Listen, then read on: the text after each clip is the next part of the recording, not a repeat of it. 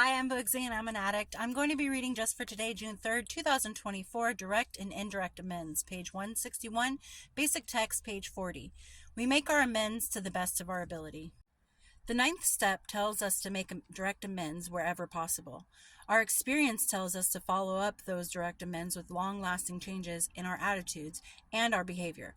That is, with indirect amends. For example, say we've broken someone's window because we were angry. Looking soulfully into the eyes of the person whose window we've broken and apologizing would not be sufficient. We directly amend the wrong we've done by admitting it and replacing the window. We mend what we have damaged. Then we follow up our direct amends with indirect amends. If we've acted out in anger, breaking someone's window, we examine the patterns of our behavior and our attitudes. After we repair the broken window, we seek to repair our broken attitudes as well. We try to mend our ways. We modify our behavior and make it a daily effort not to act out on our anger. We make direct amends by repairing the damage we do. We make indirect amends by repairing the attitudes that cause us to do damage in the first place, helping ensure we don't cause further damage in the future. Just for today, I will make direct amends wherever possible. I will also make indirect amends, mending my ways, changing my attitudes, and altering my behavior. You guys ever heard of saying sorry isn't enough if you're not going to change the behavior?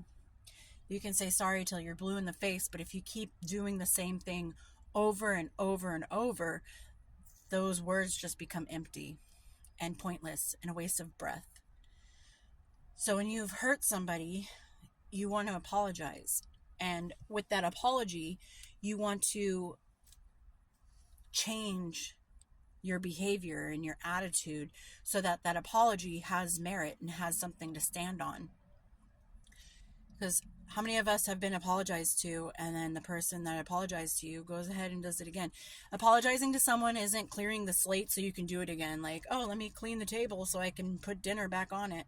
It's not clearing it so that you have room to do it again and again and again. It's clearing it and never doing it again. Because then apologies and sorries and my bads, they don't mean anything.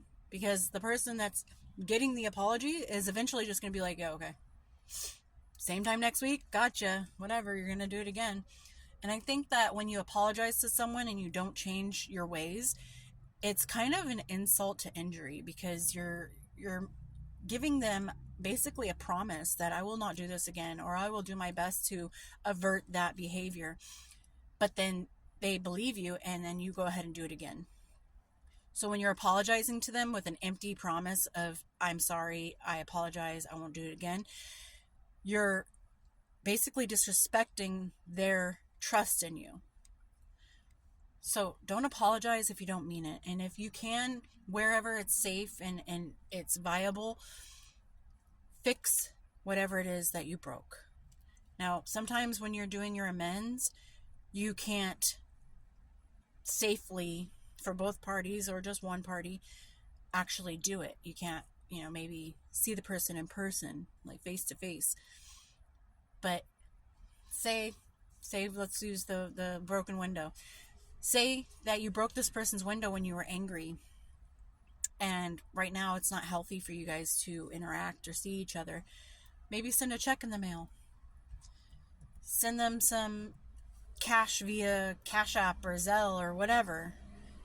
And in your little notes, be like, I'm so sorry for the damage that I've caused with this window and with your heart. You don't have to forgive me, but I would like to repay you for the damage that I caused. Something like that. That's also an indirect way of making amends, because you're not directly talking to the person, but you are acknowledging that you made a mistake and you understand and you're taking responsibility for said mistake. Just remember that not everybody's going to accept your apology. And some people, in this case, like the window, might be like, you know what? I fixed it by myself. I don't want anything from you again. Don't send me money. Don't try to contact me. Don't do anything. But the fact that you've tried is a big step for you in recovery. And I hope everyone's doing well out there, and I'll talk to you later. Bye.